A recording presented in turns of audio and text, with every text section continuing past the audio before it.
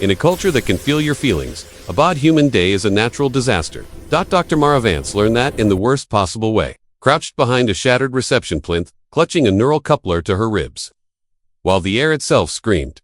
The scream was meaning raw bright and violent hammering, straight through skull and bone, turning thoughts into shrapnel.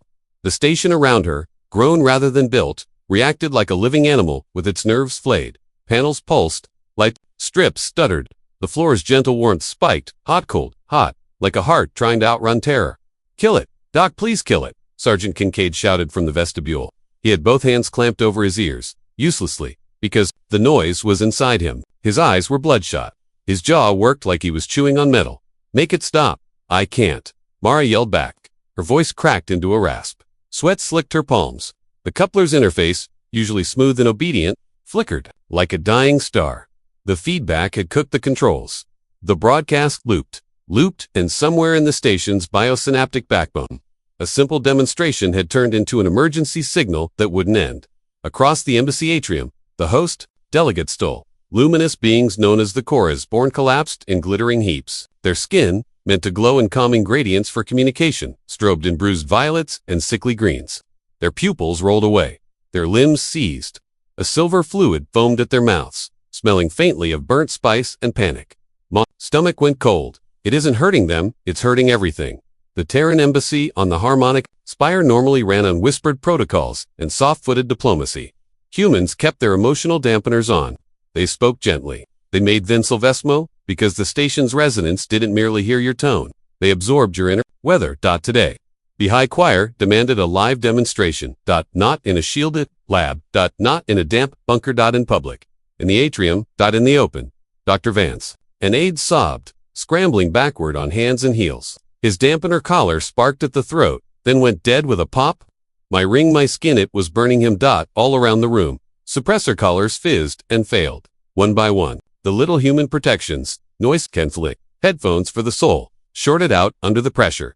The smell of scorched circuits and singed hair spread through the embassy like a warning. "Collars down," a technician shouted. "We're exposed, everyone's exposed." That was when it got worse. Mara's grief, held tight for years, had been a single candle behind thick glass. 50 terrified humans, suddenly unshielded, became an orchestra of slammed doors. Panic, anger, shame, the sharp, animal edge of survival. The embassy walls rippled. The living paneling groaned, deep and wet, like an organ straining against the wrong music. The station, built of cultured tissue and responsive lattice, tried to interpret the flood as language. It couldn't, it suffered. A chorus-born security team staggered into the atrium, carrying bioplasma carbines. Their luminous faces were ashen now. They fired wildly up, not at anyone, because their nervous systems had been hijacked by human fear. Bolts of superheated plasma punched the ceiling, melting decorative filigree into dripping glass. Down, someone bellowed. A heavy hand hooked the back of Mara's coat and yanked her flat just as a plasma bolt scorched the air where her head had been. Heat blistered the plinth's lacquer. Mara's ears rang, though the sound still wasn't sound. She looked up. Colonel Elias Rourke, in a room full of thrashing diplomats and living architecture having a nervous breakdown. He stood like he'd stepped into a mild inconvenience. Scarred, weathered eyes like old storm fronts, calm only because they'd already survived worse. "Report," Rourke said, voice low enough to cut through the psychic howl. Mara hugged the coupler tighter, as if it could protect her. Her, throat locked. She forced the words out. "I used a controlled recall. A small one, to show them what human loss looks like. The station amplified it. The chorus-born, they amplify everything. And the Spire isn't passive infrastructure. It's a nervous system." Rourke's gaze slid across the floor. A security guard convulsed, near the threshold, clawing at his own face like he could dig the feeling out. His silver vomit steamed where it hit the warm deck. "They're not attacking," Rourke observed. "They're collapsing." "They're receivers," Mara said, terror sharpening her focus. "We're broadcasting on a frequency their biology can't survive. Our emotions unfiltered are liquefying their consensus." A decorative plant in the corner browned and died as another wave hit. Rourke didn't flinch. He checked the charge on his stun baton like a man checking a watch. "So we're a poison cloud." Mara swallowed hard. "We're a signal they can't parse." A diplomat and her secretary Halden popped up from behind a table, white-knuckled around a briefcase. "This is a diplomatic catastrophe. We need to stabilize them. Regulations require de-escalation." Rourke grabbed Halden by the back of his suit and hauled him upright. The undersecretary weighed as much as a loaded crate. Rourke lifted him like laundry. Sir, Rourke said, face inches away. Your compassion is currently a weapon. Halden blinked, stunned. Your panic hits them like shrapnel. If you want to help, Rourke continued, voice like gravel, move. You're a loud brain off this station. He turned his head and barked to the room, fully exposed to the psychic chaos. All personnel evac, to the inert annex. Now, move. They didn't retreat so much as stumble through a living nightmare. The corridors of the Harmonic Spire usually pulsed with gentle light, warm as a heartbeat. Now the walls convulsed. The floor rose and fell under their boots like a sobbing diaphragm. The lights flickered in time with human heart rates red, fast, uneven. Rourke took point. He kept his sidearm holstered. He didn't need bullets. His intent was enough. Get out of my way. Chorus-born citizens carrying crystal slates and delicate instruments crumpled as he passed, overwhelmed by a wave of controlled violence that didn't seek harm but promised it, if necessary. Don't touch the walls, Mara shouted behind him, breath burning. The biomatter is reactive. It might try to eat us. A cook wheezed, sprinting with a knife, Roll slapping his hip. Of course it will. Ahead, the corridor narrowed. Not by design, by muscle. The station was trying to compartmentalize the infection. A circular aperture flexed and tightened, its rim pulsing with jaundiced light. It wasn't a door. It was a sphincter and a frightened animal. It's closing, Kincaid shouted, voice shaking. It's cutting us off. Rourke reached it as the opening shrank to shoulder width. Colonel Mara gasped. It's synaptic tissue. If you force it, it's in the way, Rourke said. He jammed both armored hands into the pulsing rim. The tissue jerked like it had been slapped. The station screamed, wet and tearing, and Mara's molars vibrated. With the wrongness of it, Rourke planted his boots and heaved. He didn't just apply strength, he poured in stubborn refusal. A lifetime of pain filed into useful shapes. The simple, brutal thought of a human who will not be stopped. The aperture flinched away from him like a hand from a hot surface. Go! Rourke roared, shoulders braced, holding the shuddering opening apart as it spasmed against his back. Embassy staff scrambled through into the Terran. NXA detachable module of dead metal and cold logic, built specifically because humans sometimes needed spaces that didn't listen. Mara went last, dragging a case that felt filled with gravity. She looked back. For a moment, their eyes met. Rourke's face was slick with sweat, his jaw clenched, but his gaze was clear, steady, almost gentle. Then, he shoved himself through as the aperture slammed shut behind him with a guillotine's wet finality. Seal it, Rourke barked. The annex's mechanical airlock spun shut with an inorganic comfort. Bolts engaging, steel meeting steel, reality refusing to feel. The psychic howl dulled to a distant pression. Panting filled the module. Then the station thumped. A deep, reverberating impact rolled through the deck plates and rattled teeth. What was that? A young tech named Jory whispered, face strained to paper. Rourke wiped sweat from his brow and stared through the VIWPORT. Outside, explosive bolts blossomed like harsh flowers along the docking struts. They cut us loose, he said.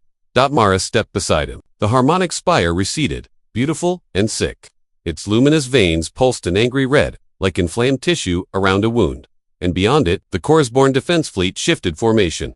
Sleek grown, ship's bone white arcs and silver, fins into a ring around the annex.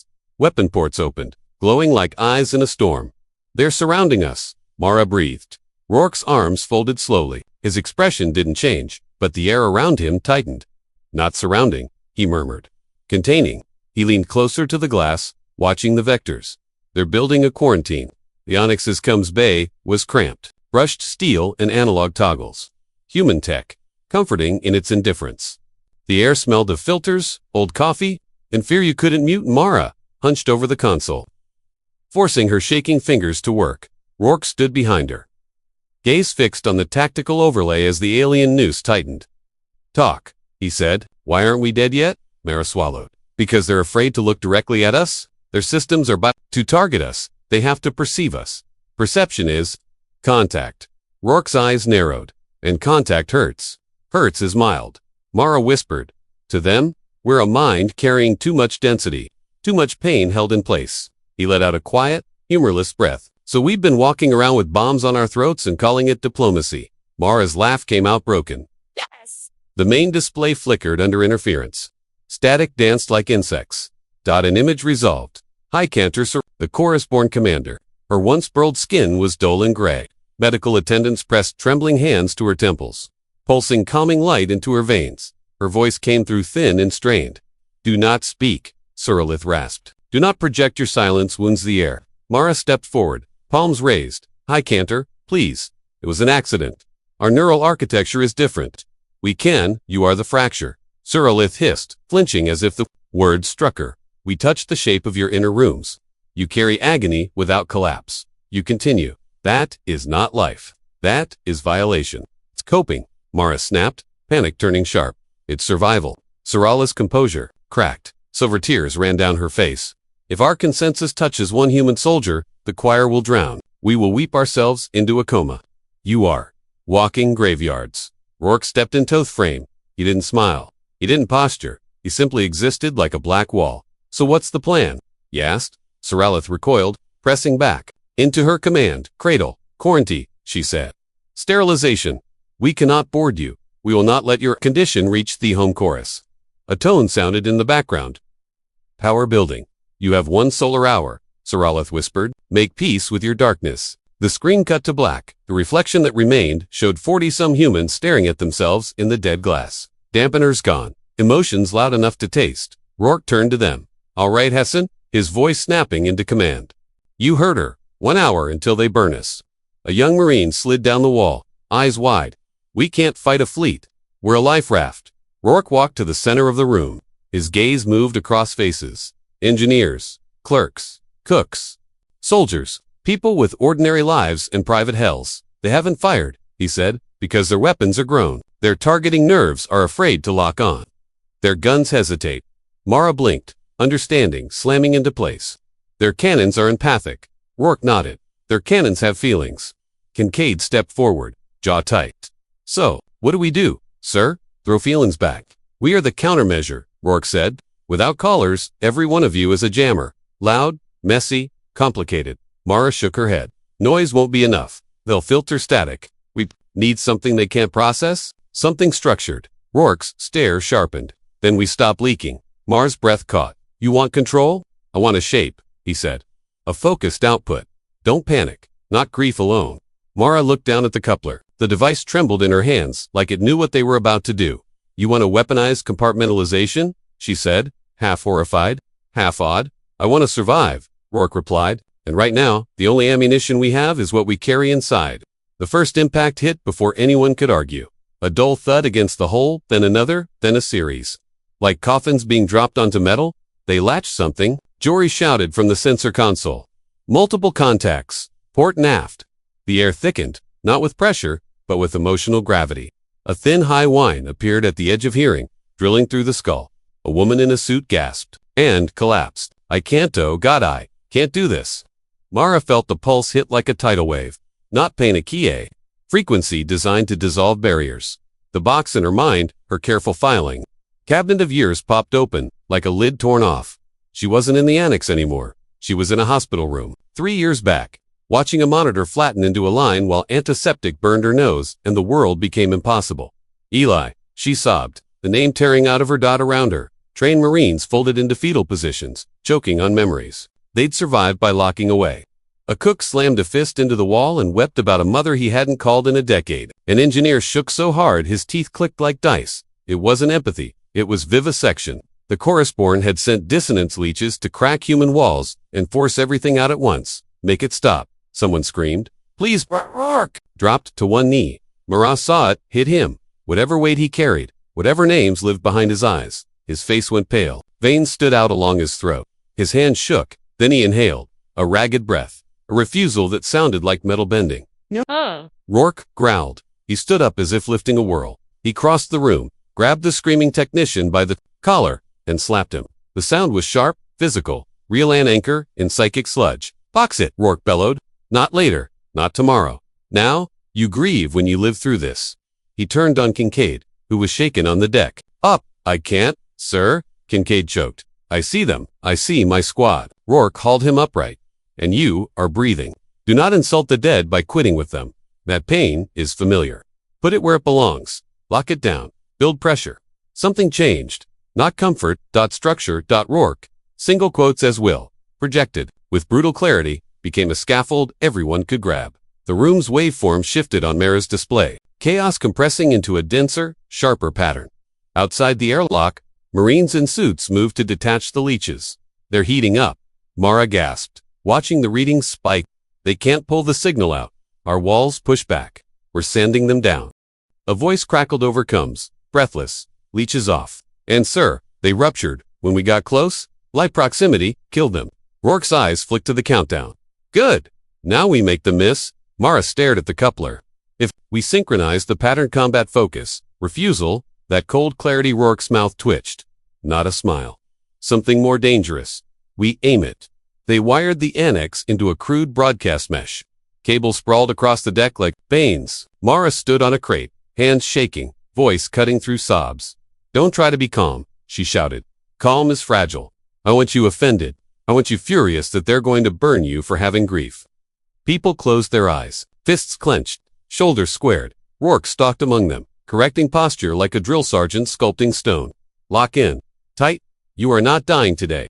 Refuse the order. The waveform tightened into a jagged sawtooth of collective defiance. Silent, organized, and viciously human. Kincaid burst in, visor up, eyes wild. Colonel. Boarding party, incoming. They're cutting in. Rourke grabbed his riot shield and baton. They're insulated, right? Mara nodded, throat dry. Dampening armor. Broadcast won't knock them down. Rourke's gaze went flat. Then I'll use physics. The corridor outside the Combs Bay pulsed, red under emergency. The airlocks cycled, and the peacekeepers poured in towering forms wrapped in black organic armor. Moving with jerky speed, plasma casters raised. The lead peacekeeper's voice boomed through a suit modulator. Sterilization begins. You, area danger to the choir. Rourke barked a short laugh. Sure. He charged. She slid under the first bolt, slammed his shield edge into a knee joint, and felt a bone hinge crunch. He drove the baton into a visor until it spiderwebbed. The instant the seal broke. The alien's helmet filled with Rourke's proximity, adrenaline, calculus, protective rage born from love. The peacekeeper didn't simply fall. He seized, screamed, and clawed at his own face as the complexity crashed through him like a logic bomb made of feelings. Rourke shoved the convulsing giant aside. Next, one crack at a time, he turned insulation into exposure. One exposure at a time. He taught them what a human mind feels like when it decides to endure. He stumbled back into the Combs Bay, bleeding and grimacing. Ribs likely broken. Borders. Down, he wheezed. Sleeping. Hallucinating. Whatever. Mara's console shrieked in alarm. Their main lance is charging. Minutes. Rourke wiped blood from his lip. Prep the repair shuttles. A diplomat stared at him. We can't outrun them. Rourke's eyes lifted, bright with ugly certainty. We aren't outrunning. We're going inside the problem. 3 battered utility shuttles launched from the annex like thrown bricks, streaking toward the flagship at suicidal speed. Now, Doc, Rourke said over comes. Play the song. Mara slammed the coupler to maximum gain. Every human aboard focused on one clean thought. Sharpened by fear and chained by will. Not today. The signal hit the flagship's biosynaptic defenses, and the effect was immediate. Point defense clusters swiveled to target, then spasmed. The guns tried to perceive the shuttles and recoiled as if touching a stove. Plasma sprayed wide, missing by impossible margins. The flagship convulsed. Hangar pedals dilated, venting pressure. Like a body gagging? We're making it faint, Jory whispered, half laughing, half crying. The shuttles slammed into the hangar deck, skidding through steam and panicked crew. Alien workers collapsed, vomiting silver, unable to stand in the presence of unmuted human intent. Rourke kicked the hatch open before they stopped moving. Masks, he barked. Stun only. We're here to wake them up, not butcher them. They ran. The ship fought them. Gravity tilted. Bulkheads sweated. The air smelled like copper and crushed flowers. Automated drones dropped from the ceiling. Mindless machines immune to emotion. Marines tore them apart with brutal efficiency while Mara adjusted the broadcast to keep the ship's living systems from spiraling into self-defense collapse. At a sealed synaptic gate near the bridge, Mara jammed the coupler's leads into a pulsing access node behind a translucent membrane. The ship shuddered. I'm in, she whispered, eyes on. A vast presence brushed her mind, cornered, convinced death had arrived. It thinks we're here to end it, Mara said, voice trembling. Rourke's hand touched her shoulder, grounding. Show it what we are, he said a chart, and breached the bridge. Snoke-rolled, Tycantor Seralith stood at the command cradle. One arm locked around a smaller counselor's throat. In her other hand, a neural severance blade humming at the counselor's temple. Stay back, Seralith shrieked, eyes wild. Monster, abyss walker. Rourke stopped, baton lowering. He looked at the counselor's terror. He looked at shaking hand. He saw fear, not cruelty. Slowly, deliberately, Rourke unlatched his helmet. With a hiss, he pulled it off. He stood there, bare-faced, bruised jaw, tired eyes, blood at his lip. Human, mortal, real. "Look at me," he said softly, and he dropped his walls knot completely, just enough to let the truth through. Not hatred, not conquest. The protective aggression of someone, willing to carry violence so others don't have to. It hit Saralith like a weight, she gasped. Her knees buckled. For the first time, she felt the paradox clearly. A creature built to endure horror without becoming it. A guardian shaped by grief and duty and love. "You hurt to save," she whispered, voice breaking. "It's the job," Rourke said. "Now let her go." Mara triggered the upload. She didn't send a scream. She sent a story. Her husband's laugh. The way he drummed fingers on a mug when he lied. About being fine. The day after Theffinol, when someone made a terrible joke and Mara laughed so hard she cried.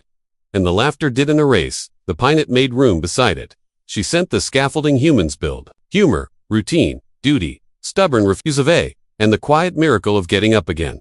She sent the meaning of the box. Not a person, but a foundation. The ship's biosynaptic network carried it outward, touching every Corps-born mind aboard the fleet. The bridge lighting shifted from frantic red to warm amber. The bulkheads relaxed with a deep, resonant hum. The air changed from a scream to a song. Heavy, melancholy, stable like a cello note held in a cavern.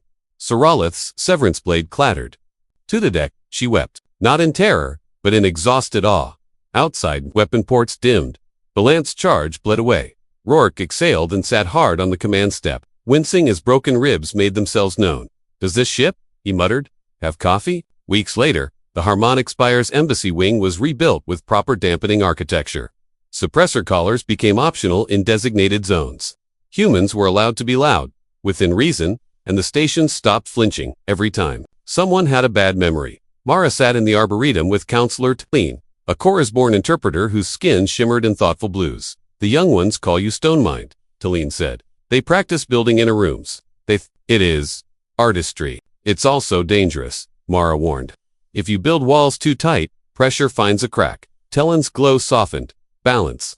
Always. Colonel Rourke entered the garden in dress uniform, arm in a sling. Looking like discomfort had finally found something it could win against. Telen inclined her head. "Colonel, Counselor." Rourke nodded once. Mara raised an eyebrow. "You look like paperwork happened." Rourke's mouth twitched. "Works. A proposal from the High Choir." Mara leaned forward. "For what?" Rourke glanced at the skylight, where a joint patrol vessel, half human metal, half living curve lifted into starlight. "They want human consultants," he said. "Military, civilian, grief counselors." Apparently, Mara blinked. "To teach them repression." Rourke shook his head. His eyes stayed on the ship climbing into the dark. "To teach them how to carry it." Mara let herself breathe.